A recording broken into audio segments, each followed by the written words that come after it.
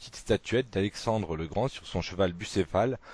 On le voit donc ici conquérant, le cheval cabré, pas perturbé du tout d'être dessus à cet instant-là.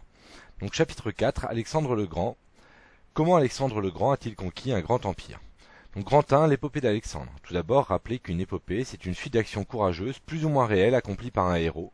Donc dans le cas d'Alexandre, on est quand même essentiellement dans la réalité.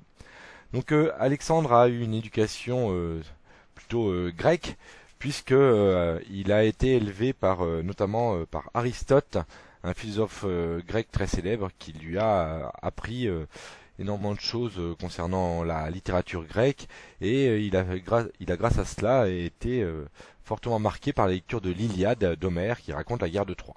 Donc Philippe de Macédoine, le père d'Alexandre, meurt en moins 336 après avoir conquis la Grèce. Son fils Alexandre a 20 ans et il a reçu une éducation grecque. Donc il récupère l'armée de son père, donc une armée faite notamment d'hoplites. Mais ici, les hoplites macédoniens ont une innovation technique importante puisqu'ils possèdent une saris, une grande lance de 5 mètres de long. Et on le voit sur cette reconstitution que les hoplites mis en rang ont chacun la lance mise en avant, ce qui fait une forêt de lances sur le devant de la phalange qui permettait de faire un choc très violent contre l'armée adverse en cas de bataille. Donc pour résumer, il se lance Alexandre donc 2 ans plus tard dans des grandes conquêtes, 2 ans après la mort de son père. Son armée est surtout composée d'hoplites équipées d'une longue lance appelée la saris. Alors on va voir au fur et à mesure les conquêtes d'Alexandre à partir de cette carte, en partant donc du royaume de Macédoine et de sa capitale Pella, donc qui est située ici. Donc en 334, il va arriver en Asie. Donc d'après Diodore de Sicile, au 1er siècle avant Jésus-Christ, il aurait lancé sa pique à terre en Asie en disant que ce territoire lui appartenait parce que les dieux lui avaient donné. Il se serait recueilli sur les tombeaux d'Achille en faisant des sacrifices en leur honneur sur le lieu de la bataille de la guerre de Troie. Et donc, il commence à rentrer en Asie en progressant petit à petit en Asie mineure jusqu'en Syrie. Il remporte une première bataille, la bataille d'Issos, lors de cette expédition. Alors cette bataille d'Issos a été représentée dans une grande mosaïque qui avait été faite au IVe siècle avant Jésus-Christ en Macédoine, mais qui a été copiée dans une maison de Pompéi, la maison des Faunes, au 1er siècle avant Jésus-Christ. Donc c'est pour cela qu'on l'a conservée quand même en très bon état. On voit sur cette mosaïque donc Alexandre à gauche, qui est en train de regarder son adversaire, l'empereur perse Darius.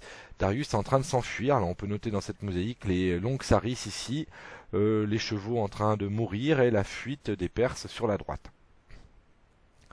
Donc après la bataille d'Issos, il progresse en Syrie, il prend la ville de Tyr au Liban, il conquiert l'Égypte. À cette occasion, il fait construire la ville d'Alexandrie.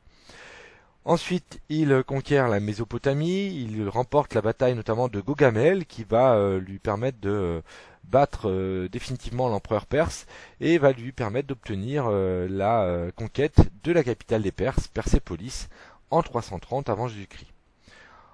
Ensuite, il va continuer ses conquêtes puisqu'il va avancer en Asie pour atteindre l'Inde et rentrer en Inde pour faire une nouvelle bataille, la bataille de l'Hydaspe. Alors cette bataille de l'Hydaspe, après donc la conquête du palais de Persépolis, va lui opposer des Indiens et notamment des éléphants. Donc éléphants qui, après avoir fait des ravages dans les rangs macédoniens, vont être vaincus et Alexandre le Grand remporte une nouvelle victoire qui l'encourage à continuer ses batailles. Sauf que après cette bataille, ses soldats, les Macédoniens qu'il avait emmenés depuis bientôt près de 10 ans en combat, refusent de le suivre. Beaucoup sont morts. Son armée est composée essentiellement maintenant d'Asiatiques qu'il a enrôlés au fur et à mesure de son avancée. Et donc ces généraux, ces soldats refusent de le suivre. Donc il décide de rebrousser chemin. Un peu la mort dans l'âme, parce qu'il souhaitait conquérir l'Inde pour continuer. Et donc il va revenir par ce chemin de retour jusqu'à Babylone, où il installe la capitale de son empire, et où il va finir par mourir peu de temps après, en 326 avant Jésus-Christ, donc 10 ans après son départ, à l'âge de 30 ans en fait. Et on ne sait pas trop d'ailleurs de quelle façon il est mort. Récemment, certains évoquaient la piste d'un empoisonnement. Donc on voit ici l'immensité de son empire à sa mort, donc qui comporte une grande partie de l'Asie, l'Égypte notamment. Donc on peut noter aussi sur les différents points ronds, les points noirs qui sont là, que Alexandre a construit au fur et à mesure de ses conquêtes un certain nombre de villes qui portent à peu près tout le nom d'Alexandrie. Donc, pour terminer et conclure, Alexandre part de Macédoine en moins 334, il pénètre en Asie avec son armée composée de Macédoniens et de Grecs, il bat à plusieurs reprises les armées de l'empereur perse Darius III, par exemple lors de la bataille d'Issos, il conquiert ainsi l'Égypte, puis tout l'empire perse. Ces conquêtes, qui durent 10 ans, vont jusqu'à l'Inde. Il meurt à 32 ans en 323 avant Jésus-Christ à Babylone. Donc cette reconstitution d'un artiste de l'ancienne bibliothèque d'Alexandrie pour introduire le grand 2. Quel héritage Alexandre laisse-t-il? Avec l'exemple justement d'Alexandrie en Égypte. Alexandrie, oui, mais donc quelle Alexandrie? Comme on l'a dit précédemment, il y avait des Alexandries un petit peu partout dans l'empire d'Alexandre. C'est donc cette Alexandrie ici, la première qu'il a fait construire, qui va nous intéresser. Et celle qui est restée dans l'histoire jusqu'à aujourd'hui, puisqu'elle existe encore. Donc la fondation d'Alexandrie, d'après Arien, dans l'Anabase au IIe siècle, aurait été décidée par Alexandre. C'est lui qui aurait même construit le plan damier de la ville que l'on peut voir sur ce plan. Donc Alexandrie, à la suite d'Alexandre, va être une ville qui va être développée, qui va devenir un carrefour commercial. Alors on peut voir que c'est un carrefour commercial à ce grand port qui a été construit ici le long de l'île de Pharos. Mais aussi grâce au phare d'Alexandrie, considéré comme l'une des 7 merveilles du monde, construite par le roi Ptolémée, donc successeur d'Alexandre dans cette région de son empire. Ce phare, monument gigantesque, surmonté d'un endroit pour faire des feux, avait pour but de recevoir et d'accueillir les bateaux et les prévenir de l'endroit où était Alexandrie. Donc il tient le nom d'ailleurs de phare, vient du nom de l'île sur laquelle il a été installé, l'île de Pharos.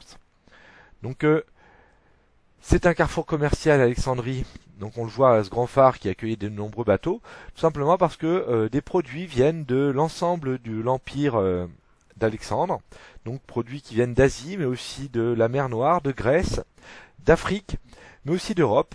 Tous ces marchands apportent ces produits de ces différentes contrées à Alexandrie où ils peuvent les échanger. Et ce rôle de grand carrefour commercial, Alexandrie va le tenir pendant plusieurs siècles. Alors, Alexandrie est aussi un carrefour intellectuel. Donc, puisque à Alexandrie a été construite une bibliothèque très célèbre, où étaient accueillis de nombreux livres. Alors Démétrios de Phalère, qui avait reçu la charge de construire cette bibliothèque par Ptolémée, avait pour objectif de faire venir 20 000 volumes à la bibliothèque et de pousser même ce chiffre jusqu'à 500 000. Alors les livres étaient amenés notamment par les différents capitaines de bateaux qui devaient laisser un livre à chaque fois qu'ils arrivaient dans le port, et cette bibliothèque est devenue du coup un centre intellectuel très important qui comportait des livres du monde entier, une des grandes bibliothèques de l'Antiquité qui a malheureusement brûlé quelques siècles plus tard. Donc pour terminer, Alexandrie est à la fois une ville grecque et une ville égyptienne orientale, c'est-à-dire qu'Alexandre avait pour but de mélanger les civilisations, sa civilisation d'origine grecque et les civilisations des pays qu'il avait conquis. Donc on peut voir notamment dans la fondation de la ville que c'était une ville à la fois grecque et égyptienne, notamment avec la construction de sanctuaires pour les dieux grecs, mais aussi pour les dieux égyptiens comme Isis. Le plan de la ville nous donne une indication sur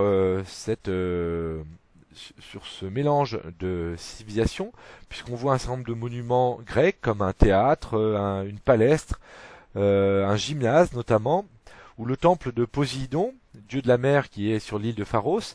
Alors c'est aussi un lieu égyptien puisqu'il y a le temple d'Isis, on voit qu'il y a un quartier égyptien dans la cité. Alors c'est aussi un lieu de mélange puisque le temple de Sérapis donc est intéressant puisque Sérapis c'est un dieu qui a été finalement créé à l'époque de Ptolémée et qui est un dieu à la fois grec et égyptien, une sorte de mélange des divinités grecques et égyptiennes qui permettait de rassembler la population avec une divinité donc qui était pour les deux civilisations. Donc avec ici une statue de Sérapis. Donc la capture d'écran Google Earth de Alexandrie aujourd'hui nous montre que la ville conserve certaines parties de plans en damier. Elle conserve également l'île de Pharos, mais celle-ci n'existe plus. Elle a été rattachée au reste du continent. Et il y a toujours un port à Alexandrie, même deux ports importants. Donc pour résumer et terminer, Alexandrie d'Égypte est un carrefour où se mélangent les cultures grecques et orientales, avec des monuments grecs et égyptiens. Elle possédait un phare gigantesque pour accueillir de nombreux navires et une bibliothèque qui rassemblait des livres du monde entier. Alexandrie est à l'origine de ce mélange dans les territoires de son empire. On a appelé cela la civilisation hellénistique. Donc à la mort d'Alexandre, ses généraux se disputent son empire puisqu'il n'a pas de descendants et ils vont se le partager en fait.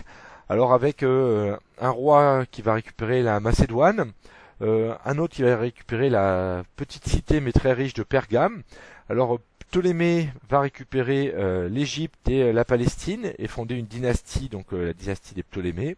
Séleucos va récupérer la plus grosse part avec toute la Perse, la Mésopotamie et l'Asie mineure et va lui aussi fonder une dynastie, la dynastie des Séleucides. Donc à la mort d'Alexandre, son empire est divisé entre ses généraux pour former 4 royaumes qui sont appelés les royaumes hellénistiques. Alors pour conclure, Alexandre est appelé le Grand car c'est un des plus grands conquérants de l'histoire de l'humanité. Il fut considéré comme un dieu et il a été pris pour modèle pendant des siècles. On peut prendre pour exemple ici un buste d'Alexandre retrouvé qui date du 2e au 1er siècle avant Jésus-Christ qui est au British Museum à Londres ou encore des monnaies où Alexandre est ici représenté. Donc une monnaie du 3e ou du 2e siècle avant Jésus-Christ en Grèce, mais de nombreuses représentations d'Alexandre ont été faites dans toute l'histoire jusqu'à nos jours. Voilà, c'est terminé pour cette vidéo.